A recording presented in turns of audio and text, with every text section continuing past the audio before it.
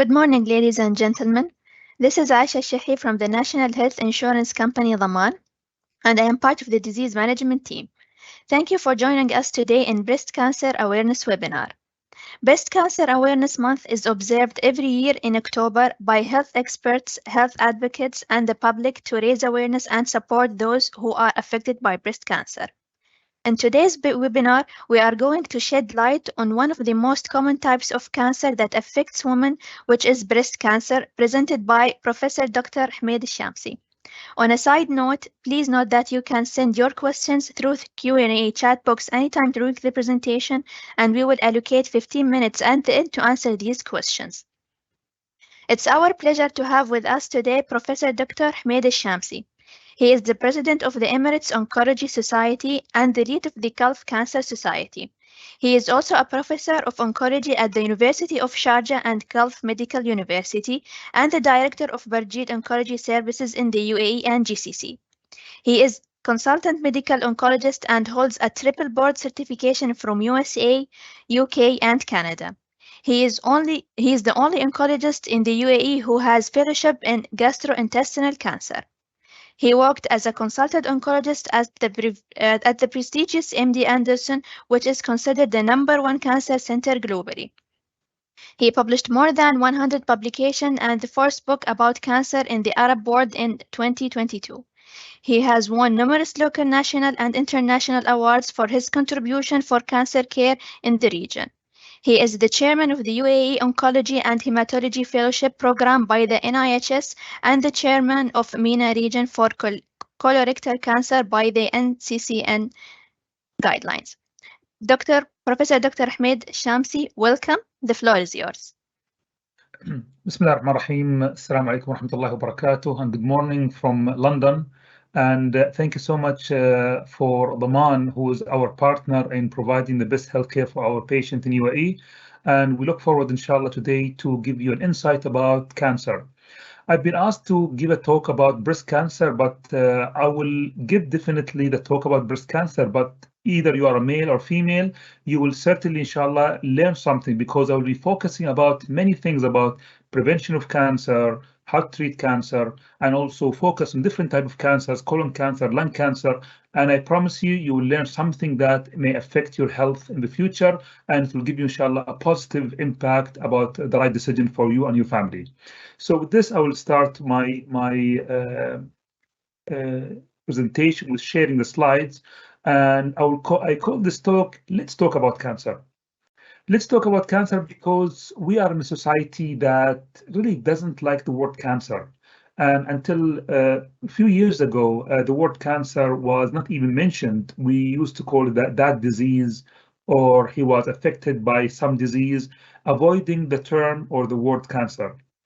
But the reality is that if we talk about cancer and if we learn about cancer, know the cancer symptoms and how to help ourselves and families, this reduces the burden of cancer. So let's talk about cancer without being shy from saying cancer, because if you say cancer, it will not cause cancer. The reality, if you don't talk about cancer, you will have a high risk of having cancer by not knowing how to prevent this cancer and how to handle the cancer.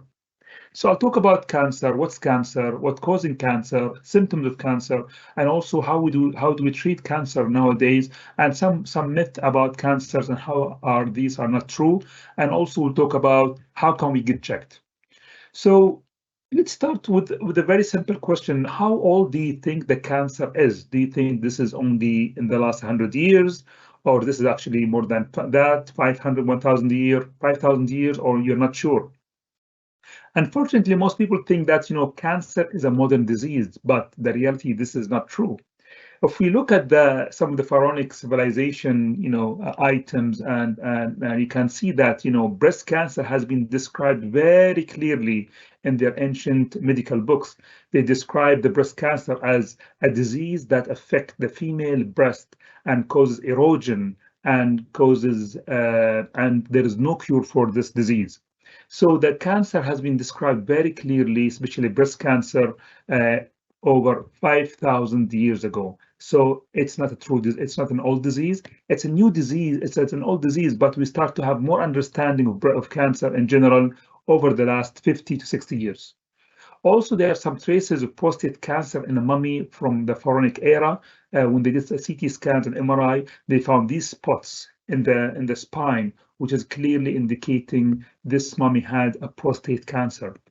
Also, there are some illustration from the 17th century for a Dutch artist who was showing a surgery, which we call it a savage surgery, to resect or remove a breast of a patient that attributed to have breast cancer. So again, cancer is an old disease. It's not a new disease. Unfortunately, there are around 4,200 to 4,500 patients diagnosed with cancer in UAE every single year. And unfortunately, this number will continue to increase as with what we see globally. So cancer will continue to increase over the next 20 and 30 years for many reasons, which we're going to discuss in the next few slides. So what are the most common cancers in UAE and the region? Actually, the GCC is no different. Breast cancer remains number one cancer in when it comes to numbers, which is around 36% in females. Second thing is thyroid cancer, and then colorectal cancer, and then the prostate cancer. So why do we talk about breast cancer? Why the Pink October? Because again, breast cancer is is the most common cancer, and it's the one can be easily treated if it's diagnosed early. If you have a breast cancer that is diagnosed in stage 1, the success or cure rate can reach up to 90 to 95%, versus if the cancer is being discovered in late stages or stage 4, where the cancer is spread everywhere, the chances for cure is less than 5%. So you can see 95% cure rate versus 5% cure rate. There's a huge difference, and that's why we're trying to advocate for supporting our community members to go and get checked. And you don't have to wait for symptoms. You have to get checked before the symptom, because cancer is a silent disease. So what's cancer? So I actually, before I went to medical school, I always wondered, what's this disease that everyone's talking about and causing people to die? And at that time, honestly, I had no idea what's cancer. And then when I got to medical school and I got into my specialization, I studied like cancer in depth, in great depth. I can give you a very simple definition for cancer. Human body has billions of normal cells, and these cells actually they evolve and they divide on a daily basis millions of times. And the body controls that division by, if there are any abnormality in the division of cells, the body actually works as a policeman that stop these cells and get rid of them. But in cancer cells, the cancer cells actually they start becoming uncontrolled, and they start spreading to different places in the body. For example, if you have normal breast tissues, these tissues actually or cells they start to multiply and they stay inside the breast. They don't go anywhere else. But the cancer cells, they becoming cancerous and they start spreading through the blood, through the lymph nodes. They go to the liver, they go to the brain, they go to different places, and they produce lots of chemicals which causes tiredness, fatigue, also other symptoms. But the reality is these cancer cells, they start to grow in the places they're not supposed to grow in, and they cause failure. For example, liver failure, brain failure, and also lung failure. And this causes the body to fail and then causes death. So simply abnormal cells spreading different places in the body and causes the body to collapse and die. So what are the type of cancers? There are so many. There are so many within even like one type of sarcoma one of the cancer called sarcoma. There are at least 60 different types. That's why cancer treatment is very complex, because there are different types of breast cancer. There are at least 5 or 6 different types of breast cancer. Each disease, breast cancer, has a different modality for treatment. Also, stomach cancer, you have lung cancer, pancreatic cancer, bladder cancer, the blood cancer. So the reality, there are so many different types, and each one requires special care and putting a specific plan for each one. And again, even if you have one type of breast cancer that, let's say, triple positive, there are different stages: stage 1, stage 2, stage 3. So even within the same disease, there are different stages, and each the stage requires different modality of treatment. And that's why there's a need for specialized group of experts to take care of any patient with cancer. So what are the causes of cancer? I mean, there are some things that we know of, but I'm going to tell you about some things that you have never heard of, and you may be surprised. But again, we're here to learn about these causes, and we're trying to prevent them and stop them.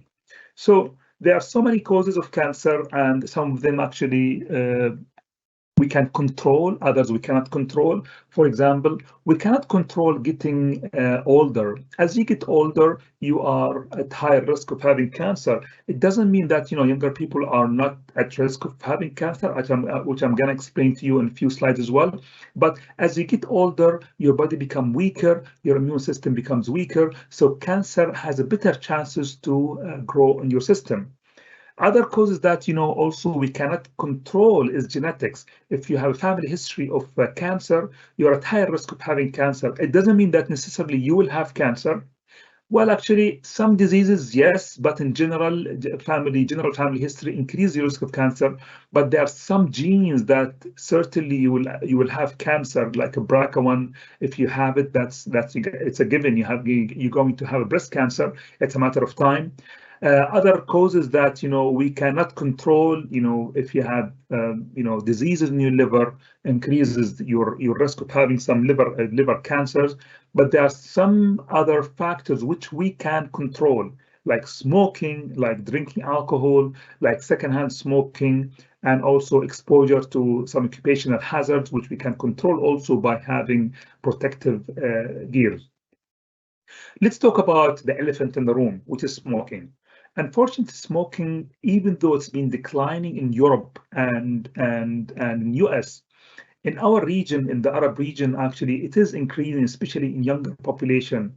I will not say that, all what you see here, like, cigarettes, shisha, the midwakh. If you don't know midwakh, this is traditional pipe. I'm going to explain it in a second. And vaping are equivalent, but certainly they are not innocent. And certainly some of them actually are more harmful than others. For example, shisha and midwakh, they contain lots of carcinogens. Cigarettes has been linked to many different types of cancers. Vaping is certainly that, increases risk of different disease type like COPD and asthma and affecting the lung, but certainly there's some risk about containing some addictive and carcinogens as well. When we talk about alcohol, alcohol also is a big risk factor, and that's why actually we do see a lot of cancer, incidents in Europe and US, because the smoking alcohol intake is higher than what you will see in other parts of the world. Alcohol intake causes mouth and throat cancer, esophagus, breast, liver, and bowel cancer.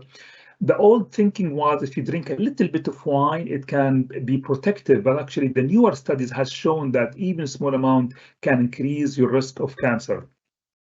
Diet, one of the biggest issues that we have nowadays, which is affecting all of us. None of us actually is innocent when it comes to food.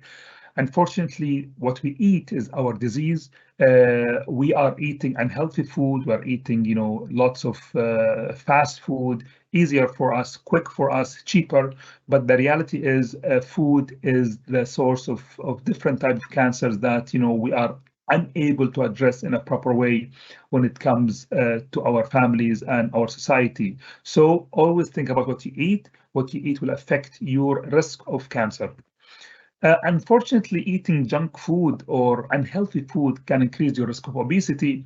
Obesity definitely can cause, heart diseases, diabetes, and other diseases as well. But certainly, obesity has been linked to 13 different types of cancer. If you're obese, if you're overweight, you can have an ongoing inflammation in your body.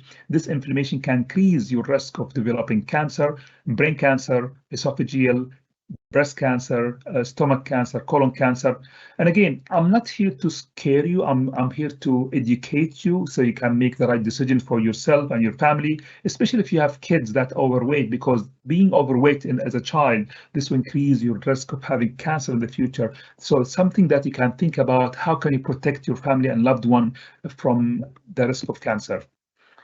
Excessive use of antibiotics has been linked more recently to different types of colon cancer and rectal cancer. Unfortunately, when you take antibiotics without any proper guidance or duration, this can affect your microbiome, or let's make it simple, the good bacteria in the stomach, and this good bacteria has been linked to have a protective role in protecting the colon and rectum from inflammation and risk of cancer.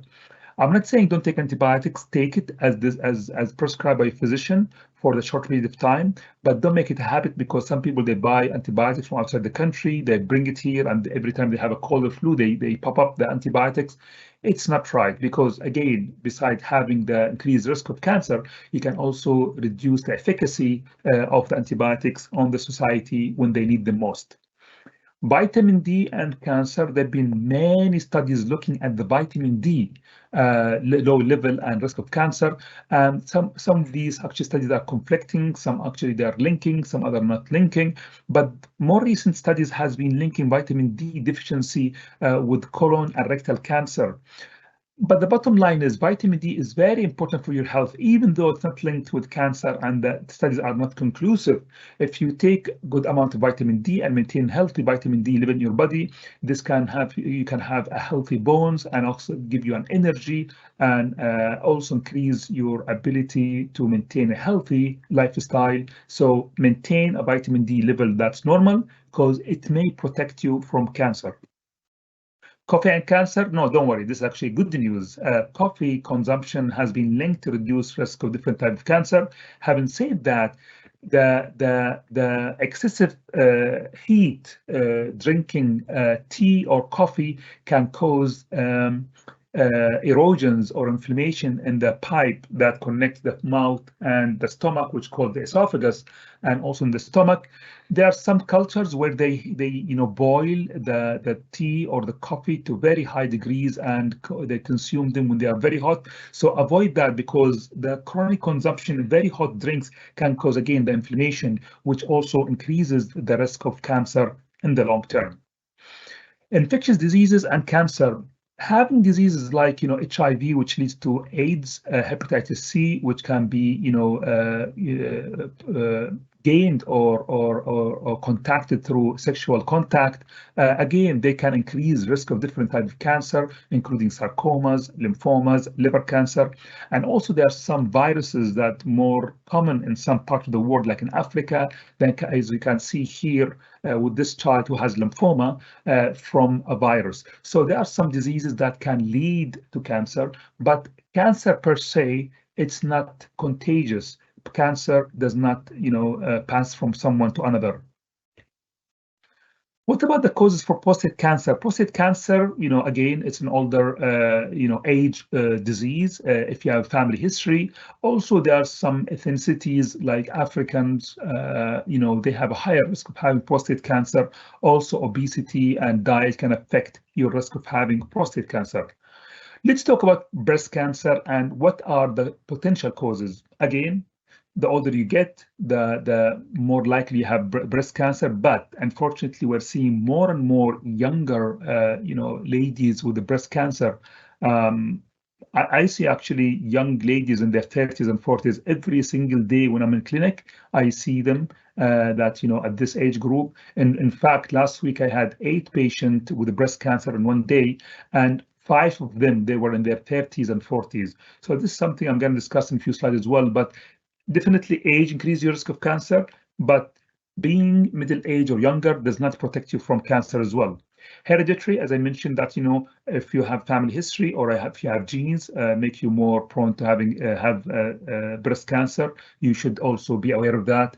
Early menstruation. So why early menstruation? If the girl starts to menstruate at the age of 9 or 10 and then continues to menstruate until, let's say, in her late 50s, this exposes the body to excessive amount of hormones, female hormones, which increases the risk of having breast cancer. Also, late pregnancy, non-breastfeeding of the baby also increases the risk of having breast cancer. Hormonal therapy for protection or for pregnancy has been sometimes has been linked to increasing the risk of breast cancer, small amount, and the risk actually has been estimated only to last for 2 to 5 years, and this risk actually goes away after stopping. So if you have to use it, but try to use it for a short period of time with the least amount and under medical supervision. Obesity, as I mentioned, also another risk factor for many cancers, including breast cancer. Exposure to radiation, different things. If you work in an environment that you are exposed to radiation, you're an X-ray tech, you're doing X-ray on a daily basis without protection. If you go to the dental doctor on a regular basis, you do X-rays all the time and you are not getting protection. Also, if you have a previous history of lymphoma with radiation to the chest, some patients actually, we do see this in clinic, they had radiation during their childhood for other cancers. They can have breast cancer in the future when they become adults. Smoking alcohol, we discussed already, and also tumor of other organs that can be also a risk factor. Let's talk about genetic factors. Everybody knows Angelina Jolie. She had BRCA, which is a gene increases risk of breast cancer. Some of these types of the genes actually makes you certainly about to have breast cancer in the future. It's a matter of time over the age of 30 or 35. She elected to remove her both breasts to reduce her risk, which is the right decision for patients with BRCA1, BRCA2, but not anyone with breast cancer, because if you have breast cancer without gene mutation, you can be treated with local treatment, local excision, without the removal of the entire breast. What about the cause of colon cancer? Again, genes, obesity, race, inflammatory bowel disease, chronic inflammation of the bowels, also without being treated. Also, some races, Hispanics, also a higher risk of having different type of colon cancer as well. Thyroid cancer is a very common disease actually here in our region, the Gulf region.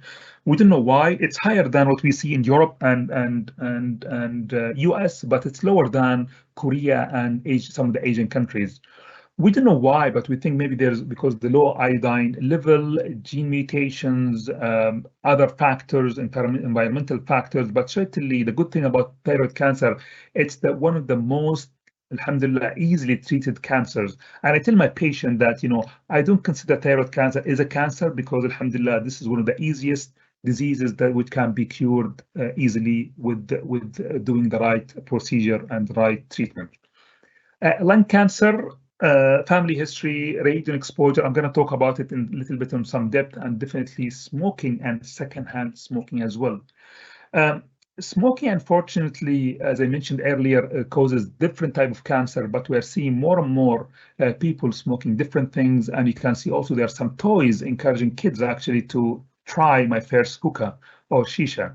So unfortunately, this is something that's increasing in our region, and we have to pay attention to educate our kids about the risk of smoking.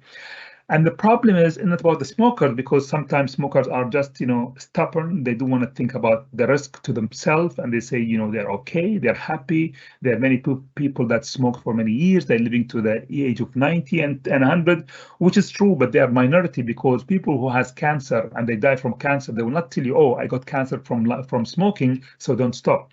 They will just hide away the fact that they were smoking.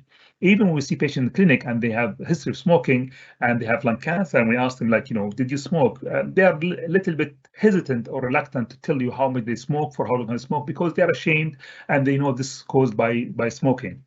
The problem is when you have second-hand smoking, you are affecting your family members, your friends. So if you sit with people that will smoke, in fact, last week I saw a patient that has been exposed heavily to secondhand smoking, and they got a type of cancer that affects smokers. And I told him, did you smoke? He said, well, I never smoked. And I told him, have you been sitting with people that, they smoke? He said, well, actually, yes. I mean, this is just part of my daily life. My family members, they smoke, and I'm there with them all the time. And he's been diagnosed with a type that, almost always, caused by smoking. So I have no doubt this patient actually has been, exposed to excessive amount of smoke, which caused him cancer without being smoking. Actually, it's estimated around 2 to 3% of all lung cancers are actually because of secondhand smoking. So be careful about secondhand smoking. And since smoke, which is used for, as a perfume. Some cultures and some religion, they use them for religious reasons as well. Has been also actually linked when there's excessive exposure to be a cause for cancer. So use them, but be wise when you use them. Don't get exposed to them too much, because again, this can cause, asthma exacerbation, COPD, but also can cause, there's a risk, there is a concern this can cause cancer as well.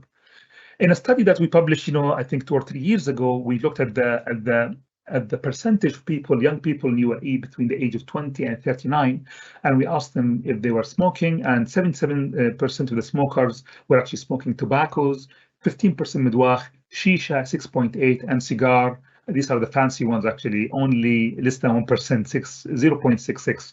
So there's a pattern for smoking, and that's actually what we see. But I think really midwah and shisha now actually the increase. This study was a few years ago, but I'm sure if we repeat this exercise again, we will see increased number of percentage of midwah and shisha. Asbestos exposure is something that used to be used in UAE many years ago. I mean, in our childhood, we used to see these buildings built in asbestos in our farms as well. But this has been banned, and they are not being used anymore because it's been linked to different diseases, silicosis in the lungs, which is actually also disease in the lung, but also increase the risk of cancer, different type of cancer called mesothelioma. Radon exposure is actually one of the risk factors for lung cancer. It's a gas that's found in nature, and it has no taste, doesn't have any smell, and it can penetrate your building or your home through the sand or through the water. And you can see here as well in the illustration, it can come to your shower while you're having a shower, and you can be exposed to it for a long period of time. It can increase your risk of cancer. Again, there are different places where actually they're higher risk of having radon gas exposure than others. What about stomach cancer? Unfortunately, H. pylori is a disease that, it's a bacteria that can cause chronic inflammation in the stomach, and this can lead to gastric cancer. In fact, I see many gastric cancer in younger patients. I was talking with my colleagues actually a few days ago about this. I've seen more young people with gastric cancer here in UAE than what I've seen in US and Canada during my work and training experience. And certainly H. pylori is more common here in our region than theirs. It's estimated around 60% of the people around the world actually they carry H. pylori. But no worries, if you have H. pylori or Helicobacter pylori, it's not a problem as long as you get treatment. And then after getting treatment, you make sure you are clear by having the course of antibiotics, and then you get tested. Make sure you're clear. If you're clear, there's no problem. The problem is if the H. pylori persists after treatment and does not eradicate. There was a study, I cannot actually remember where it was done in UAE, but it was done in UAE, and they looked at people that who received H. pylori treatment and how many of them they had a follow-up visit to make sure they were cleared. And I believe the percentage of people that did not get clearance for their H. pylori was 70%. So many of them most likely have cleared, but we have no documentation that they cleared their H. pylori. There will be a percentage of them actually they may not clear their H. pylori, and these are the ones at higher risk of having gastric cancer because they are carrying this bacteria in their body for a long period of time in their stomach, causes inflammation, and then causes cancer because they didn't clear it. They thought they did, but they didn't have the test to make sure they cleared the H. pylori. So if you have H. pylori, don't worry, clear it and make sure you clear it, and you'll be fine, inshallah. So what are the symptoms of cancer? This is our biggest problem in life with cancer. Cancer could be silent for many, many, many years. The biggest surprise I get in my clinic when I tell the patient, I'm sorry, but you have a stage 4 cancer, is, doctor, how on earth I have stage 4 cancer and I had no symptoms? My symptoms just started last week or 10 days ago or last month. How could the cancer has spread in my body in a short period of time? And my answer is, actually, the cancer has been there most likely 5 or 8 or 10 years sometimes, like in colon cancer, but you had no symptoms because it's supposed to be silent. It's the nature of the cancer to be silent, and suddenly you will have symptoms when the cancer has spread everywhere. Otherwise, you're not having symptoms.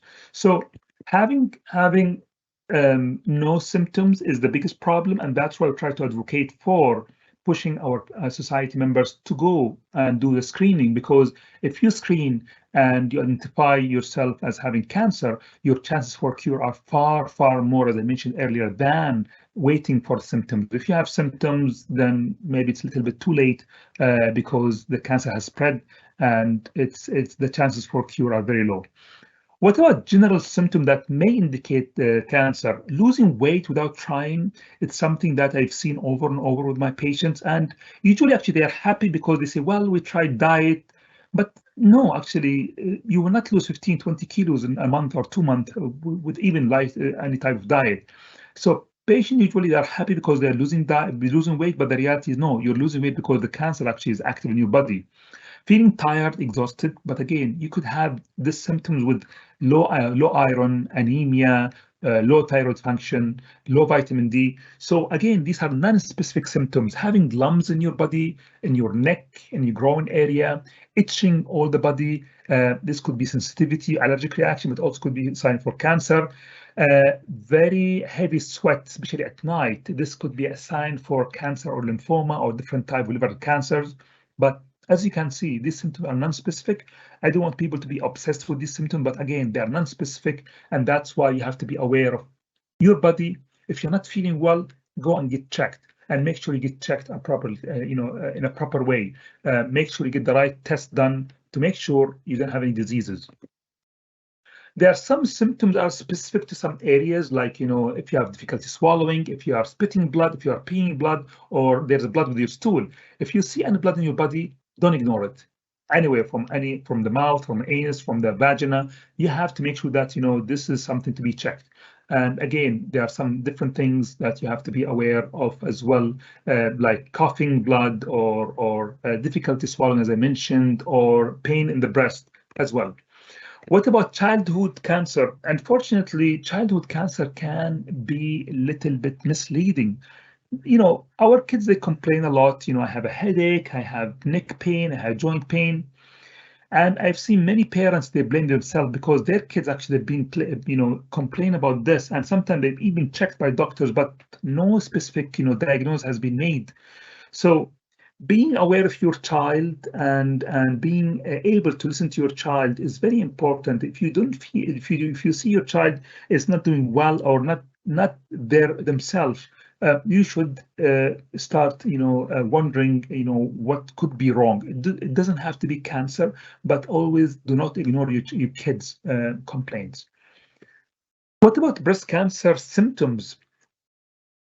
The breast cancer symptoms, number one is no symptoms. You could have breast cancer without symptoms for a long period of time, could be years. But then if you start having symptoms, it could be any of this. It could be hardening, the breast is hard. There are some, lumps in the breast or the axilla. There are some erosions in the skin. The nipple has changed. It's actually could be painful or having blood coming out from the nipple. There are some asymmetric in the both breast, or even the skin changes in the breast that could be looking like an orange skin. And also if you have any other manifestation of breast changes or symmetry between the two breasts. So any abnormality of the breast, get checked and do not get delayed. Believe it or not, men can have breast cancer, and again, this is something that people don't know. Every year that you will have 1 or 2 patients actually with male breast cancer, and most of them actually they are older patients in their 50s and 60s. But I've seen people in their 40s as well with the breast cancer, and when we talk with men with breast cancer, they just say like, I've never even thought in life that breast cancer can affect men, and we thought this only affect females, which is not true. In a study actually we published a few years ago, maybe 2 years ago, I believe, about the percentage of breast cancer in UAE. They were around 1.2% of all breast cancer in UAE, actually they were men. Colon cancer, you could have different symptoms, abdominal pain, discomfort. One of the biggest challenges is because the stomach or the abdomen is big. Colon cancer could grow for many years without having any symptoms. You could have some stomach pain, discomfort, rectal bleeding, fatigue, weight loss. And again, you could be diagnosed by irritable bowel syndrome, or you have irritable bowel syndrome, you have too much stress. And I've seen this actually many, many times. If you have any symptoms in your stomach, always get colonoscopy and a CT scan. I know insurance may not like to say this, but the reality is if you have symptoms that are non-specific, you have to get checked, because it doesn't matter how old you are. I'm going to show you the data from UAE. We have so many young people with colon cancer, and many of them actually get misdiagnosed, because most physicians, they think colon cancer or rectal cancer will affect all the patients, which is not true. This is actually Chadwick Boseman, who was the star of Black Panther, who died at the age of 43 from colon cancer. If you go back and watch Black Panther, you will see him as a strong man, but the reality, actually, he was struggling with colon cancer stage 4, and he was getting chemotherapy during the filming of the movie, and he died after losing the battle with the colon cancer. Again, if you are stage 4, unfortunately, the chances for cure are very, very, very low. In a study we published 3 years ago, we looked at the data from UAE, and we looked at the early onset colorectal cancer. And unfortunately, we found that around 40% are under the age of 50, and around 20% are under the age of 40. So 1 out of 5 actually, they are younger people in their 20s and 30s, and they're being diagnosed with colorectal cancer. And this is actually an article covering our story about global cancer rates increases in people under the age of 50. And this is actually also a paper that we published a few years ago. We highlighted that around 45% or 42% of all patients with cancer in UAE actually were under the age of 50, between the age of 20 and 49. So they are young people, at the peak of their career and their life and having families, and suddenly cancer strikes and patient could die and the family could be divided because of this cancer. Again, I don't want to be, a negative message here, but this is the reality that, what we see on daily basis. And that's why we are coming here trying to increase the awareness about cancer. We don't want people to be afraid of cancer. We need people to be empowered to know their decisions and to take care of their health and their family's health, so they can take care of their families as well. Again, this other study we published, a few years ago, 2018, 5 years ago, and again, very similar pattern. We found around 21% of breast cancer diagnosed 2014 in UAE were aged between 30 and 40. And again, this is really big number compared to what we see in US and in Europe. If we compare between US and Europe, the average age or median age diagnosed is 62 years of age, while in UAE 48 years of age. So around 14, 15 years earlier, we see people with breast cancer here in UAE compared what we see in the US. Let's talk about modern cancer therapy. If you are suspected to have cancer, you have to take a biopsy. The most common myth that we hear every single day in clinic: doctor, I don't want to take a biopsy because biopsy causes spread of the cancer. It's not true. If you have a cancer, if you're suspected cancer, the only way to diagnose cancer is by having biopsy, no diagnosis, no treatment.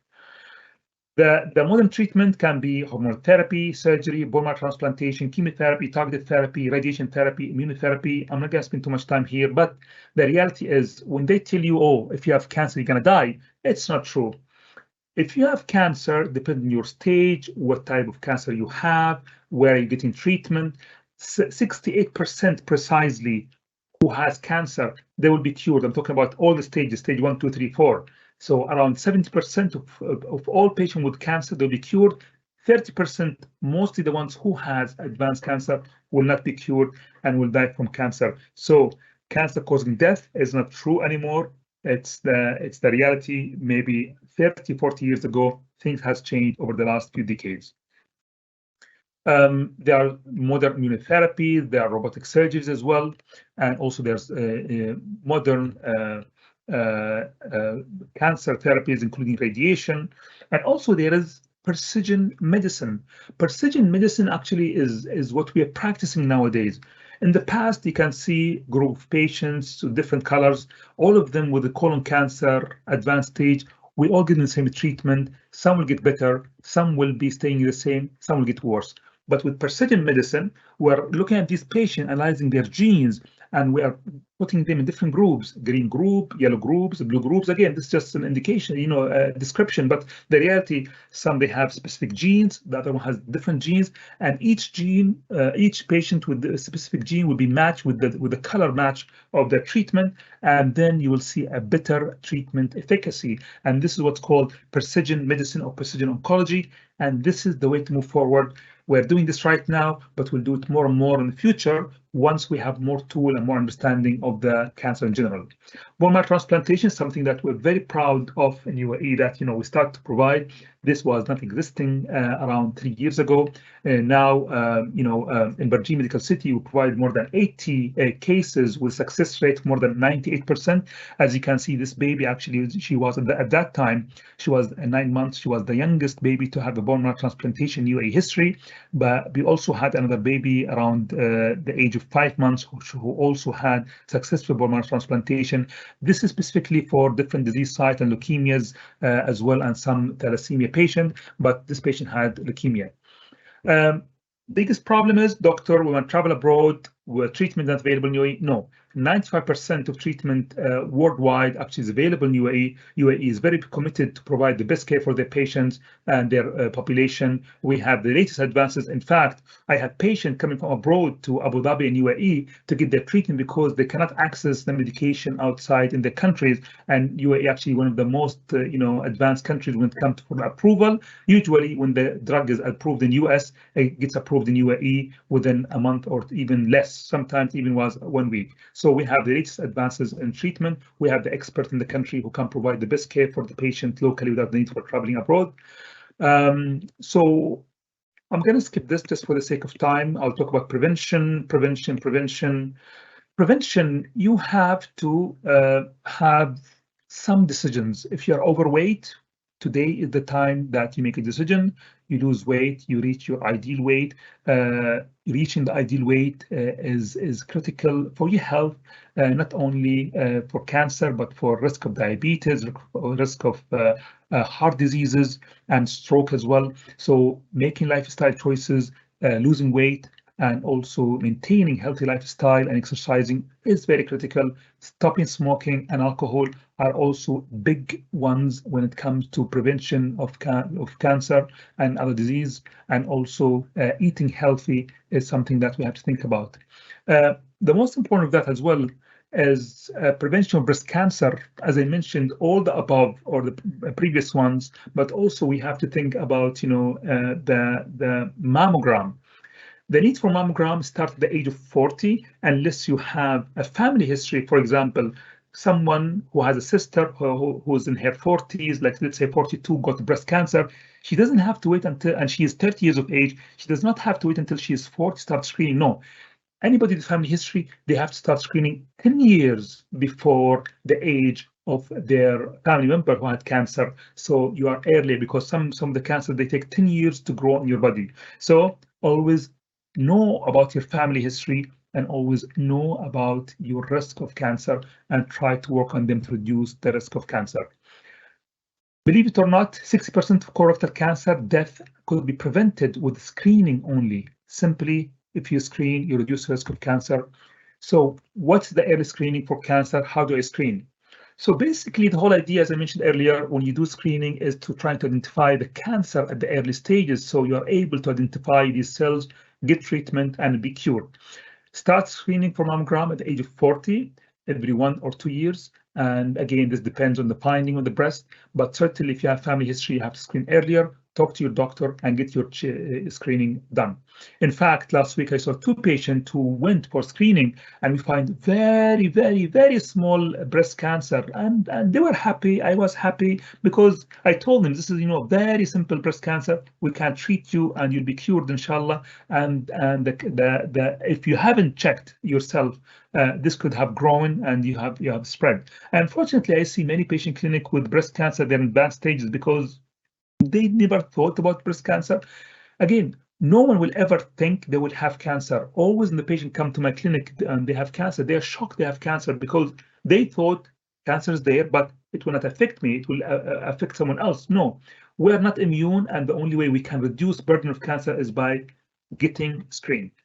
Mammogram is the way to do the screening. It's a little bit discomfort, but again, nothing more discomfortable than having breast surgery or radiation or chemotherapy. So small procedure, slight discomfort with a big gain, inshallah. Colon cancer, the best screening is actually by doing colonoscopy. It's a simple procedure. You will have little bit anesthesia. You will not feel anything. This is the best way. If you don't want to do it, which is actually the best way to diagnose colon cancer, is you can do a stool test, which is done once a year. And also there are newer blood tests coming in the future. PSA screening, prostate cancer screening, very simple blood test. It can be used to screen for prostate cancer. No need for fasting or preparation, just simple blood test. If you're a smoker, you need to start screening at the age of 50. And again, speak to your doctor. And this requires a CT scan of the chest to make sure that there are no lung nodules in your lung. In the future, we'll be having blood-based cancer screening test where we take a very simple amount or small amount of blood from you, and we send it to the lab and can diagnose up to 50 types of cancer. There are different actually models now being implemented. One of them called GRAIL in the UK, and has shown very high success rate to identify cancer in patients without the need for mammogram, no colonoscopy, just simple blood test. We check DNA in the blood test, and if you have a risk of cancer, you'll be informed you have a risk of cancer. Let's do more testing, and the accuracy is very, very high. Prevention of cervical cancer also very important at starting the age of 21. If you're married or being sexually active before, you should be checked every few years. And again, this is very important to reduce the risk of cervical cancer. And in UAE, actually, the HPV vaccine has been implemented as the first country in the MENA region for males, and more recently, for females, and more recently for males as well. And again, the awareness about cancer continues throughout the year. We have October, we have breast cancer, but also we have liver cancer awareness, which nobody talks about much, but also there's awareness about cancer every single month. So how do I book an appointment with early screening? There are actually different, platforms or, places where you can get checked. And again, these are the locations for this early screening detection by Abu Dhabi Public Health Center. You can have in any one of these centers where you can contact them and book an appointment. If you are in Northern Emirates, you can get through the Ministry of Health Itmi'nan program. If you're in Dubai, also you can have it at the primary healthcare. So briefly, you can actually take a screenshot if you wish for this. This is just a summary for what you need to know about cancer screening. Breast cancer at the age of 40, mammogram every 2 years, cervical cancer every 3 to 5 years, and it's through a swab for the cervix. Colon cancer for males and females starting the age of 40. Every 5 years. Again, UAE is the first country worldwide actually to start screening at the age of 40. Other countries, they start at the age of 45 or 50. Prostate cancer at the age of 50 for males. Lung cancer at the age of 50 for males and females. Better to stop smoking. I'm going to skip a few of these things. UAE actually, UAE government has the agenda for one of their top agendas is to reduce the mortality from cancer, and this is one of the top UAE vision. And unfortunately, this has been affected by COVID, but still one of the top agenda. And UAE actually does, support many organizations worldwide for cancer research. I was privileged to work at Sheikh Zayed Building and Hospital at MD Anderson Cancer Center in US as part of the clinical and research team, where we identify different diseases, including a new type of colon cancer, which was published in 2016 as a new type of colon cancer. Also, the UAE fight cancer through the implementation for different standards. Department of Health does a great job by putting standard for breast cancer services and for colorectal cancer services. Also, UAE fight cancer by fighting obesity, which is the highest in the UAE. Encouraging activities and physical activity, and also providing vaccination for kids, including HPV and hepatitis B. In fact, the cervical cancer vaccination has causing, and it's actually from a paper we published a few years ago, showing that there's a decline in cervical in situ, which is pre-cervical cancer lesions due to the vaccination. I'll skip this. UAE also fight cancer through different organizations. I'm humbled to lead the Emerson College Society in our effort to fight cancer. Khalifa bin Zayed Nahyan Foundation, Friends of Cancer, and also Cancer Patient Care Society, Rahma. Because we are increasing the awareness about breast cancer, we published a study actually earlier this year, and we showed that there's a decline in advanced cancer, breast cancer, because the increase of the uptake of the screening. So please think about screening as a tool that will help you to reduce risk of having cancer. And this is a paper we published 2 years ago about different genes in UAE and GCC population compared with the genes from Europe and other countries. Also, we published the first book about cancer in the Arab world, which you can download for free. You can just Google cancer in the Arab world. It has been downloaded now more than 380,000 times for free. And this is the first book in the Arab region to highlight cancer in the Arab world, challenges and opportunities as well. I do have the cancer cancer care in UAE coming in January. It will be also available for free, and also healthcare in the UAE, which is also will be available in mid 2024. And this is actually part of our campaign from Burjeel, where we highlighted, or actually we put the pink color in Burj Khalifa 2 years ago. And this was part of our campaign to increase the awareness about breast cancer and the need for screening. And this is also the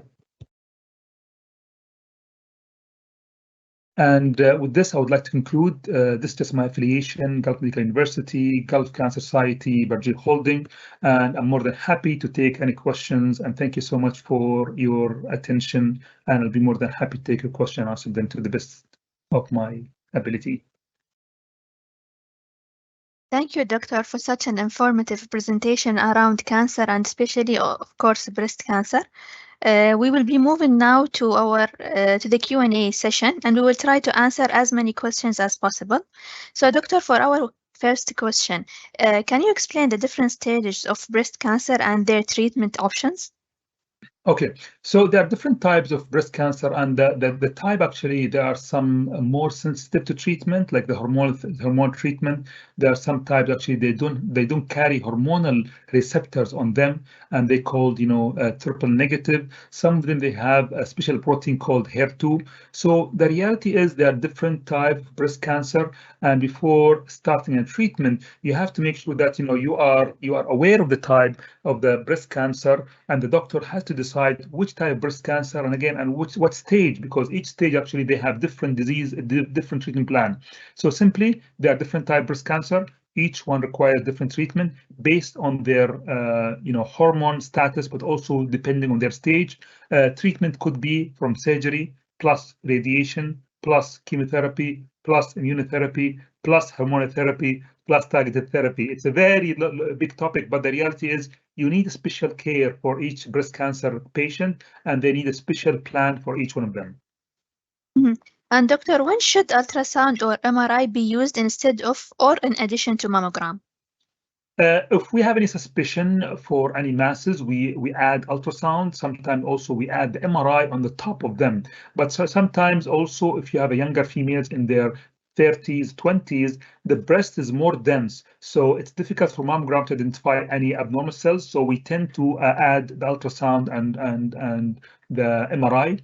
But generally, for younger females in their 20s and 30s, mammogram is not very, very good in diagnosing. So we used ultrasound and MRI. Mm-hmm. And as you said, Doctor, before that, males do actually get breast cancer. But is it recommended for males to undergo breast cancer screening after a certain age? No need, because the percentage of them having breast cancer is very small, and the reality is breast cancer in males actually easier to be diagnosed because they have small breast, and also they are easier to palpate and feel the mass. So no need. Mm-hmm. And Doctor, regarding IVF, is there a relation between IVF and breast cancer? There have been some studies actually looking at the IVF and the risk of cancer, breast cancer specifically, and they haven't found any clear link, even though there was actually a study from UAE looking at that, but there was no link. Mm-hmm. And Doctor, what about hair dye and breast implants? Well, breast implant actually, they have not been also, confirmed to cause breast cancer. There have been some concern initially in the past, but these concerns has been also been dismissed. And doctor, what are the latest advancements in breast cancer screening and early detection? Again, as I mentioned, that mammogram still remains #1 way of diagnosing or screening for breast cancer. But also, as I mentioned, there are newer forms of screening. They are in the final phase of testing, and they will not only for breast cancer, but they can diagnose up to 50 different types of cancer, which is going to be a breakthrough. And also, it will affect our management. In fact, it will give us more ways, ability to diagnose different types of cancer early, inshallah. And I believe this will be implemented in the next 5 years or so. Inshallah. And doctor, about diet and cancer, is there any food particularly to be avoided? And also, does plastic use increase the risk of cancer? Plastic use, no, but regarding food, if you are eating that, lots of meat and especially processed meat is the problem. Processed meat actually has been linked to different type of cancer. In fact, it's #1 carcinogen in the list of WHO of type of food that causes cancer. So if you're eating, mortadella, if you're eating that, hamburger, if you eat all this type of meat that has been processed, you're increasing risk of cancer.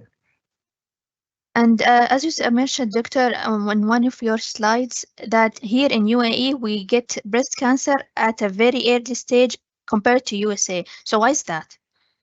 We don't know why exactly, to be honest with you, and that's why if you've seen that, I've studied this and I published about that, about the genes. There are some variation in genes, but we need more studies to understand why this is happening. But the reality is currently we don't know why. We need more research, but at least we're increasing the awareness so people and physicians also and public they know and they're aware of the cancer.